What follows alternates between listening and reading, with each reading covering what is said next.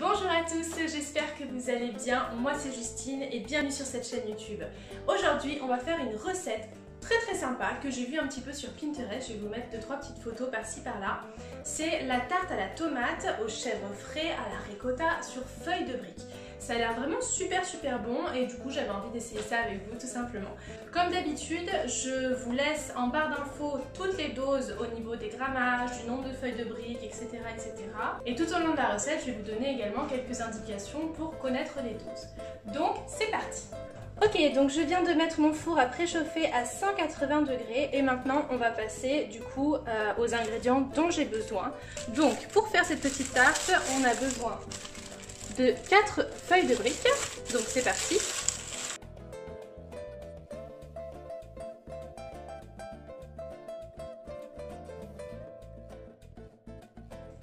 De 2 tomates jaunes ainsi. Je vais prendre la moitié de cette belle tomate. Le but de toutes ces tomates de couleurs différentes, c'est justement d'égayer un petit peu la tarte. Et on va prendre hop, 3 belles tomates gras. Pour la ricotta et le chèvre frais, on verra plus tard. Pour l'instant, on doit s'occuper des découpes de nos tomates.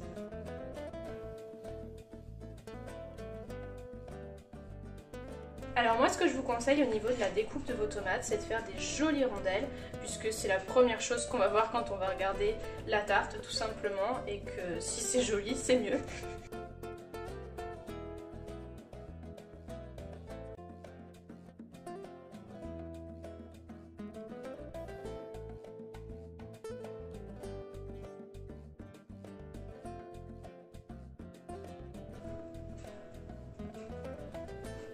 Et on vient s'occuper de la grosse tomate.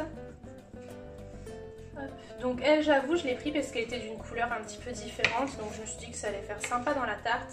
Mais pour les découpes, on va pas pouvoir faire des jolies rondelles du coup. Hop. Donc on va faire des petits quartiers.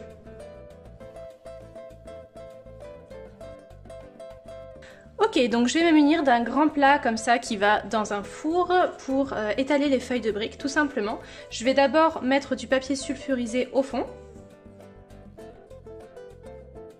Et maintenant on va venir superposer les feuilles de briques une à une en faisant très attention puisque c'est quand même hyper fragile, hein. Je pense que ça se voit.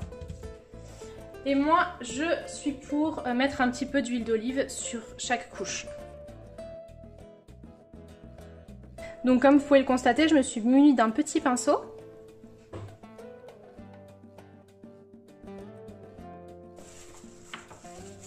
Et on enchaîne avec toutes les feuilles de briques en superposant et avec à chaque fois un petit peu d'huile d'olive.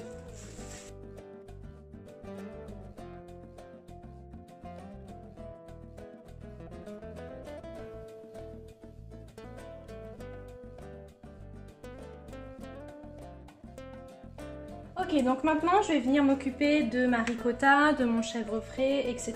et de tous les petits assaisonnements supplémentaires. Donc je vais venir tout simplement peser ma ricotta dans un premier temps avec ma petite balance. Et donc on va en mettre pour 50 grammes.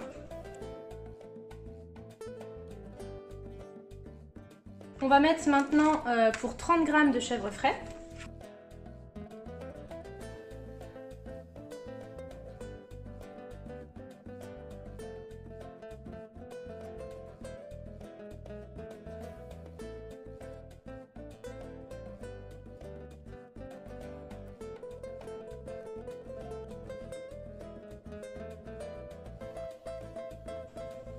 Voilà, quand vous en êtes là, vous faites comme vous voulez, soit vous laissez comme ça c'est la recette originale si on peut dire ça comme ça que j'ai préparée.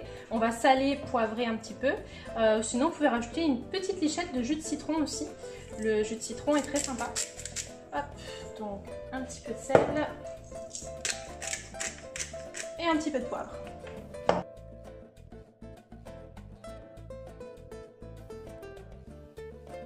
Ok, donc une fois que c'est bien mélangé comme ceci, je vais venir utiliser mon pinceau de tout à l'heure et je vais venir badigeonner sur mes feuilles de briques.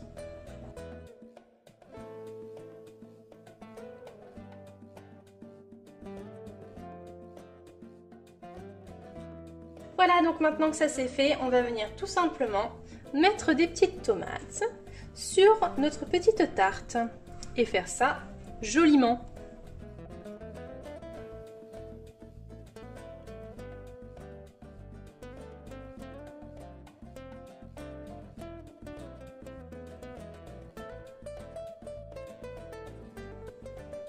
Ok, donc je viens de saler, poivrer et vinaigre balsamiqué ma préparation. Donc j'utilise ce sel là qui est un sel qui vient de chez moi. Ce poivre là que j'ai chopé, je sais plus trop où, mais vous pouvez en choper où vous voulez, c'est du poivre. Hein. Et ce velours de vinaigre balsamique. Donc c'est comme du vinaigre balsamique mais en plus doux, en plus sucré et en plus opaque surtout. Et moi j'adore ça, je trouve ça vraiment trop bon. Donc voilà ce que ça donne au niveau de notre petite tarte. On va venir tout simplement l'enfourner pendant une trentaine de minutes. Je vous conseille de toujours vérifier vos préparations quand elles sont au four. Peut-être qu'avec la chaleur tournante, etc., vous aurez besoin que de 25 minutes. Donc faites quand même très attention à vos préparations. On enfourne ça tout de suite.